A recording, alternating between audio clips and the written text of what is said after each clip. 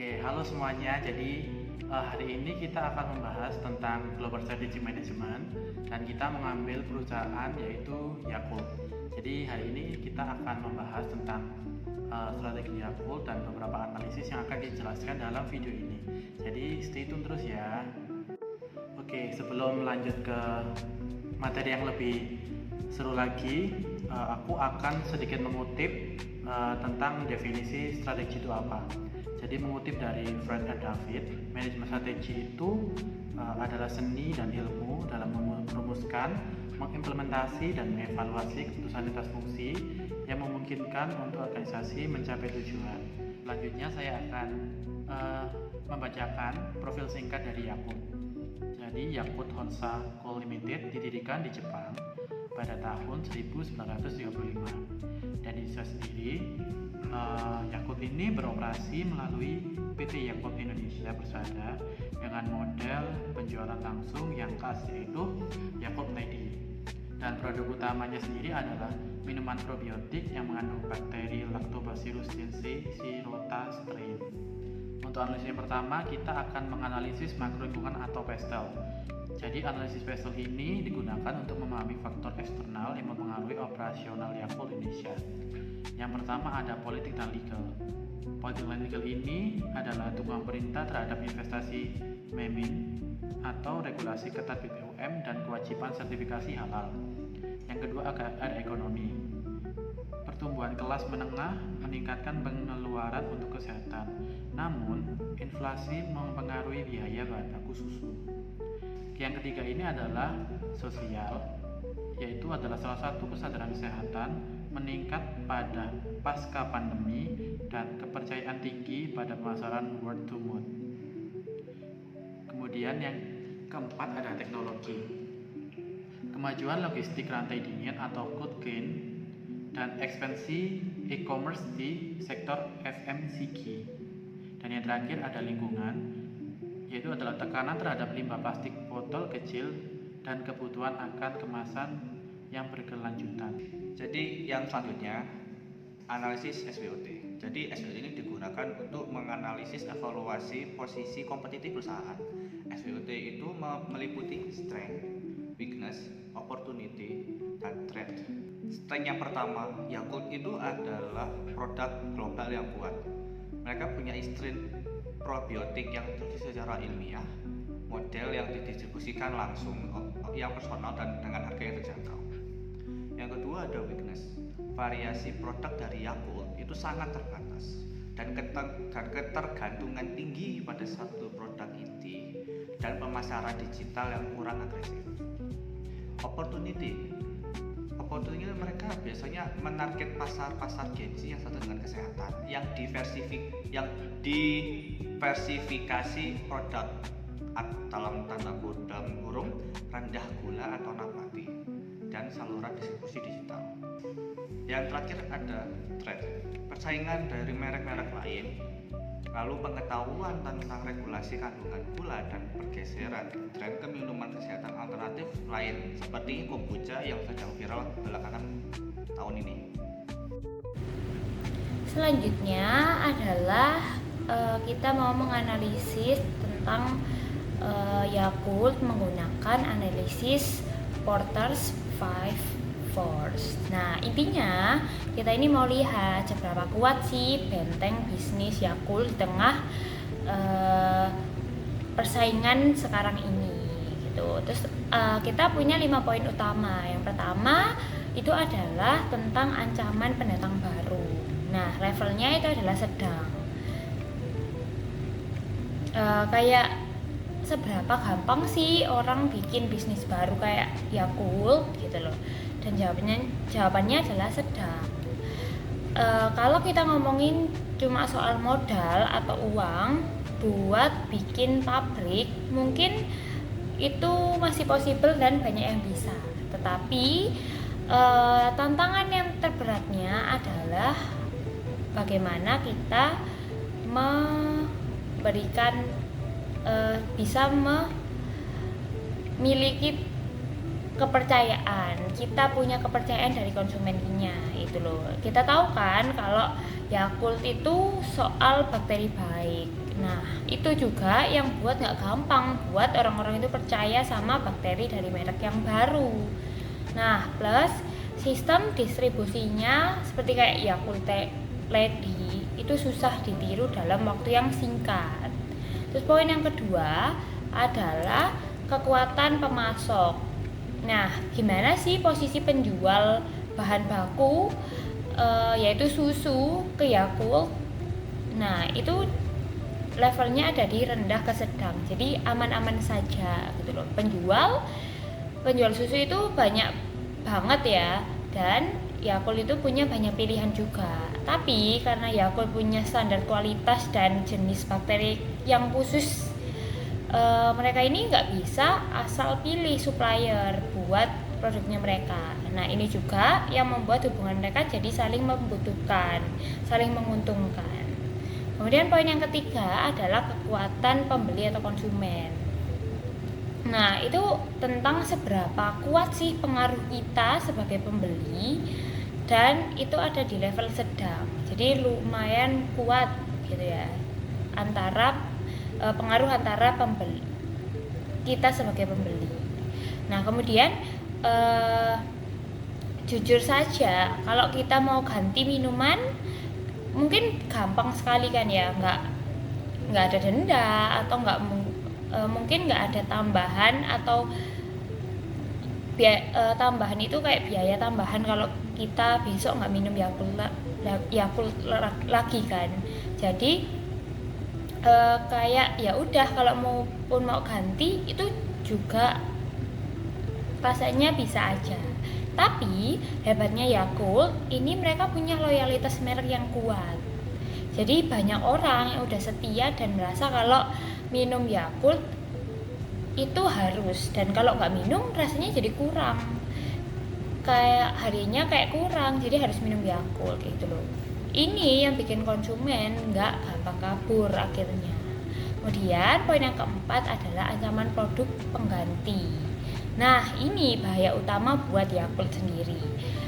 Saingan itu bukan cuma minuman botol kecil yang mirip, tapi sekarang banyak banget loh kayak pilihan lain buat sehat.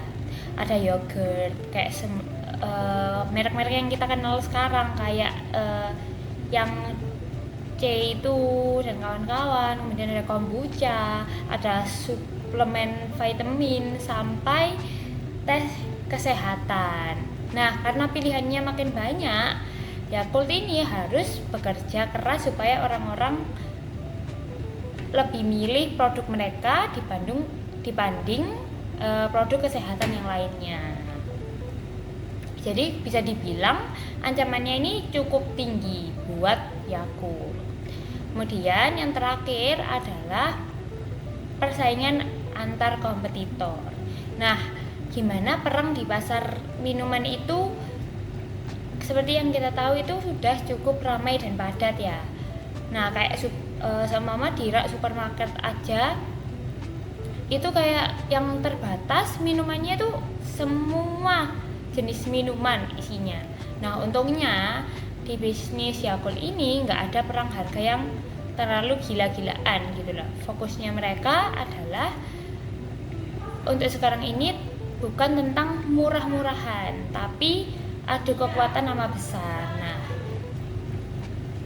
kalau ditanya siapa yang mereknya paling nempel di hati orang, dia yang menang kayak gitu. Itu adalah yang gampang diingat dan dia yang menang. Nah, kesimpulannya, meskipun banyak saingan dari produk lain kayak yogurt atau mungkin vitamin dan kesehatan lainnya, ternyata Yakult ini masih punya posisi yang kuat karena namanya memang sudah dipercaya, sudah ada trust dengan konsumennya. Kemudian strategi mereka ke depan itu sebaiknya harus tetap menjaga konsistensi supaya kepercayaan itu masih tetap ada di konsumennya. Itu. Pada slide berikutnya ada Unsolved Matrix, di mana Unsolved Matrix ini adalah alat strategi pertumbuhan yang membagi pilihan strategi perusahaan berdasarkan produk dan pasar. Pada contoh Yakult kali ini, setiap kuadran menunjukkan strategi pertumbuhan yang berbeda. Yang pertama ada market penetration, di mana pada market penetration ini bertujuan untuk meningkatkan penjualan produk yang sudah ada di pasar yang sudah ada. Contohnya seperti meningkatkan konsumsi rumah tangga melalui promosi dan kampanye edukasi di sekolah, lalu bisa melalui aktivitas marketing seperti sampling, promo bundle, atau edukasi kesehatan, lalu memperkuat distribusi misalnya melalui jaringan Yakult tadi. Tujuan dari market penetration ini adalah membuat konsumen membeli lebih sering atau dalam jumlah yang lebih banyak. Namun dalam market penetration ini resikonya paling rendah karena produk dan pasar sudah dikenal. Yang kedua ada market development. Tujuan dari strategi market development ini adalah menjual produk yang sudah ada ke pasar baru. Contohnya seperti ekspansi ke daerah rural atau kota kecil, masuk ke negara berkembang atau wilayah geografis baru, lalu membuka channel distribusi baru seperti marketplace atau retail modern baru. Tujuannya adalah menambah jumlah konsumen tanpa mengubah produk utama Yakult.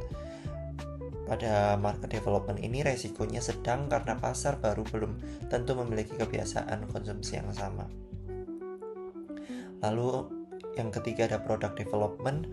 Pada product development ini tujuannya adalah membuat produk baru untuk pasar yang sudah ada. Contohnya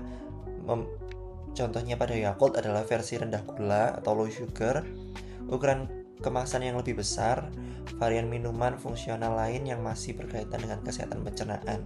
Tujuannya adalah memberi pilihan baru agar konsumen lama tetap tertarik.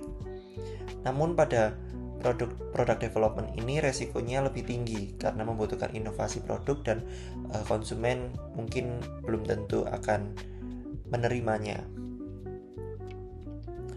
Lalu yang keempat ada diversification. Pada strategi ini bertujuan untuk menciptakan produk baru untuk pasar yang baru juga.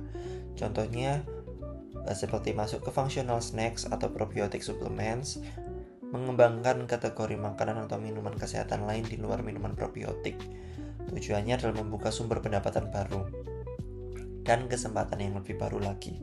Namun pada strategi ini resikonya paling tinggi karena perusahaan menghadapi pasar baru dan juga produk baru sekaligus.